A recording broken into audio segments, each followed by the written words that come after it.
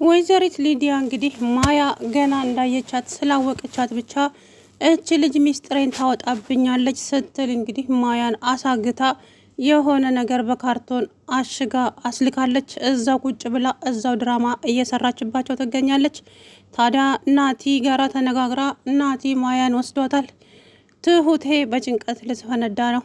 ታዲያች ልጅ ታመም ያለው ይቆርጠኛል ይፈልጠኛል እያለችላቸው ለድራማ እየሰራች ማናቸውም ሊያውቁባት አልቻሉም። ማሚን በመጀመሪያ ተጠራጥራት ነበር። ነገር ግን ልጅቷ ቆቅ ናት።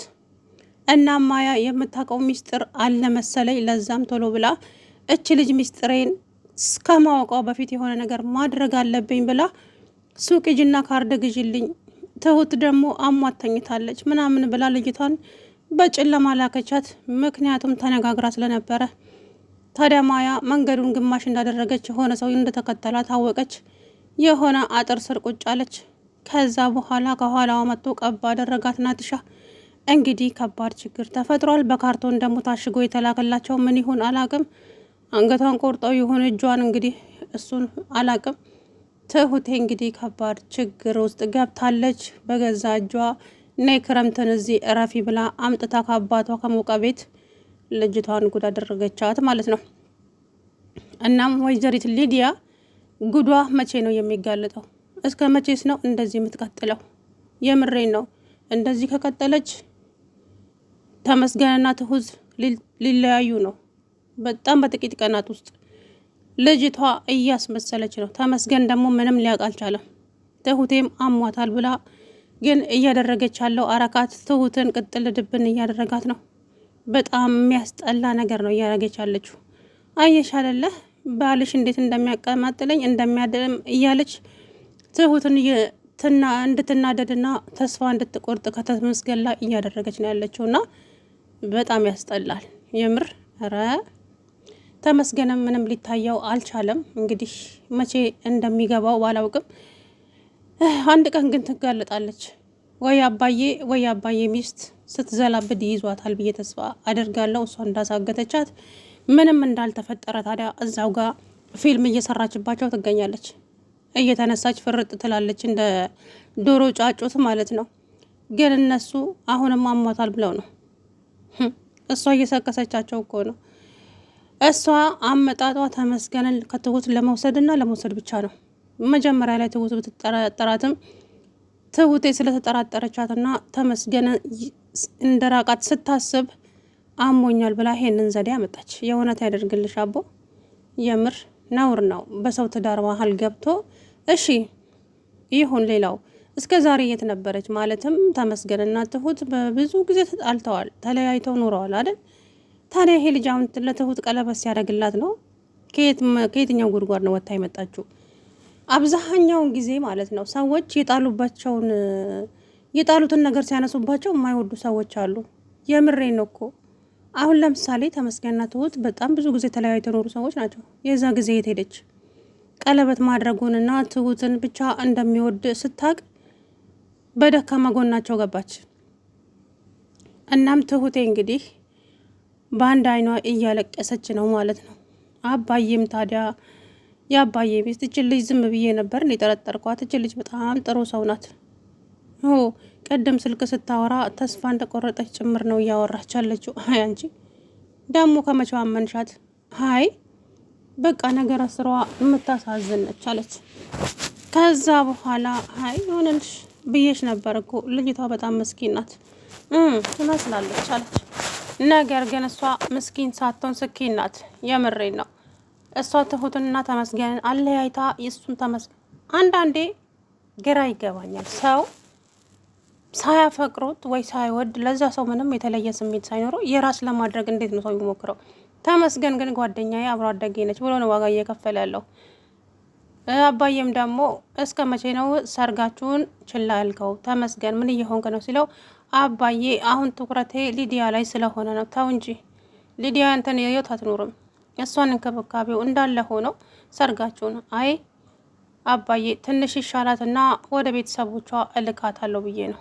አይ እንግዲህ እሱን አንተ ነው የምታውቀው ብሎ አባዬ ብድግ ብሎ ሄደ ካጠገቡ። እንዴ ተመስገንን ራሱ አጀዝበዋለች ልጅቷ ማለት ነውና እንግዲህ ተመስገን እኔ ድሮ ሰው የሚያቀኝ በጀግንነቴ፣ በቆራጥነቴ፣ በቃ በኃይለኝነቴ ነው። አሁን ግን ፈሪ ሆኛለሁ። ሁለት ነገሮች እያስፈሩኝ ነው። አንድ ጓደኝነትን እንዳላጣ፣ ሁለት ፍቅሬን እንዳላጣ ፈርቻለሁ እያለ እንግዲህ ቲናዬ ብትመጣ ቲና ነበረች ለዚህ ልጅ መድኃኒቷ። ቲና ቀላል ሰው አይደለችም። እሷ ተንኮለኛ ስለሆነች ትረዳለች በጥቂቱ ማለት ነው። እና እች ልጅ ምን ፈልጋ እንደመጣች አዝማሚያዋን ትረዳና ከዛ ቤት መንቀራት ታስወጣት ነበር። ታዲያ ቲናዬ ከሀገር ወጥታለች ምናምን እያለ ነበር ሰውየው። ዞሮ እንግዲህ ከዚህ በኋላ ማያ እናቲ ከወሰዳትና የሆነ ነገር ካደረጋት ከባድ ችግር ነው። አሁን እኔ ነኝ እንኳን ካርድን ግዢ ብዬ ላኳት እንኳን አላለችም። እንደዛ ሲጨነቁ አያችሁ አይደለ? በጣም ነው። ግን አስመሳይ ሰዎችን እንዴት ነው ማወቅ የሚቻለው? እራሱ ፈጣሪ ሲያጋልጣቸው ነው እንጂ የምሬን እኮ ነው። ወይ ደግሞ በቃ ፈጣሪ ሲያጋልጣቸው የሆነ ነገር ሲቀፈጥሩ ይያዛሉ ማለት ነው። ግን አሁን አስመሳይና በቃ አላ አስመሳይን ሰው በፍጹም መለየት አትችሉም። በፍጹም ማለት ነው። አጠገባችሁ ቆሞ አጠገባችሁ አብሮ እየቆረሰ እየበላ እዛው እናንተን ይገላችኋል። የምር በቃ አሁን እች ሊዲያ እንደዛ ናት። አስመሳይ፣ በተለይ በጥርሱ ፈገግ የሚል ሰው አስመሳይ ነው የምር። ለማንኛውም እንግዲህ ማያ ከገጠር አባቷን ጥላ ስትንቀለቀል መታች። አባቴ እንዴት እሺ ብሎ ለቀቀች ስትላት ሀሳቡን ሳይቀይር በአንድ አፍ ነው ተነስቼ የመጣሁት አለች። ኧረ እዛው ብትሆኝ ይሻልሽ ነበር። አይደለ አባቷ ጀግና ነው። ለማንኛውም ተመስገን። እንግዲህ እች ልጅ አሁን ሊዲያ የሆነ ከሆነች ያሳገተቻት ማያን የወይዘሪት ሊዲያ ተደብቃ ስልክ ስታወራ እራሷ ትሁት ወይ ተመስገን ይዟታል። ከዛ በኋላ እኔ እንጃ ምን እንደሚያደርጋት ራሱ ለማመን የሚከብድ ነው። በጨለማ ልጅቷም ራሱ አውቀዋል ሱቁን አውቀዋለሁ፣ ኧረ ችግር የለውም ብላ ነው ወታ ሄደችው። አያችሁ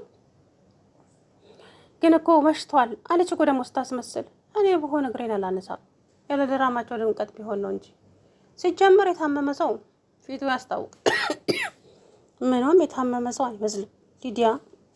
ስለዚህ ከናቲ ጋር ተነጋግራ እንግዲህ ንፋስ ሊቀበል ለወጣ ነው ብላ ብቻዋን ወጣ ነበር የሆነ ሰዓት ላይ። ያን ጊዜ እንግዲህ ደውላ ተናግራለች። ምክንያቱም ናቲም አሁን እነ ትሁትን ሊበቀላቸው ይፈልጋል። ምክንያቱም ያደረጉትን ነገር ስለሚያውቅ ማለት ነው። እሱም ያደረገውን ያውቃል። በተለይ ደግሞ የዛን ቀን አበባ ይዞላት የመጣ ቀለበት ሊያደርግላት የተሳለቁበትን አይረሳም ማለት ነው። ስለዚህ ባገኘው አጋጣሚ ትሁትን ሊበቀላት ይፈልጋል። እናም ማያ እንግዲህ ስትንቀለቀል ወጥታ ይኸው ያዛት እላችኋለሁ። እንግዲህ ምን እንደሚፈጠር አላውቅም። ምንም ከተማ ቢሆን እዚህ ጥሻ ውስጥ ያስፈራል። እንኳን በጨለማ በቀንም ያስፈራል። ወይዘሮ ሊዲያ እንግዲህ ትጋለጣለች በቀጣይ ብዬ ተስፋ አደርጋለሁ። እርግጠኛ ነች ትጋለጣለች። አሁን በካርቶን አሽገው ያመጡት ምንድን ነው? ደብዳቤ ነው? የልጅቷን እጅ ቆርጠው ነው ወይስ ምንድን ነው? አላውቅም። ዞሮ እንግዲህ ትሁት ከባድ ፈተናዎችን ታስተናግዳለች ከዚህ በኋላ። በጣም ፈተና፣ በጣም ማለትም እህቷ ናት። እንዳይን ብሌኗ የምትሳሳላት እህቷ፣ በዛ ላይ እሷን ብላ እና እዚህ እረፊ ብላ አምጥታ አያችሁ። ሲጀመር ማያ ልክ ሊዲያን እንዳየቻት ነው ሊዲያ ፊቷ ሁሉ ውጥ ያለው። የሆነ ቦታ ማቅሽ መሰለኝ ግን አላስታውስ አልኩኝ። አታውቅኝም አልኩሽ እኮ ዝም ብለሽ አትቀባጥሪ፣ አትቆጪ። ግን አውቅሻለሁ ላስታውስና ከዛ በኋላ አውቅሻለሁ። አንቺ ግን እኔም በደንብ ታውቅኛለሽ። እኔም አላውቅሽም አንቺም አታውቅኝም አለቻት። አያይ በደንብ እንተዋወቃለን።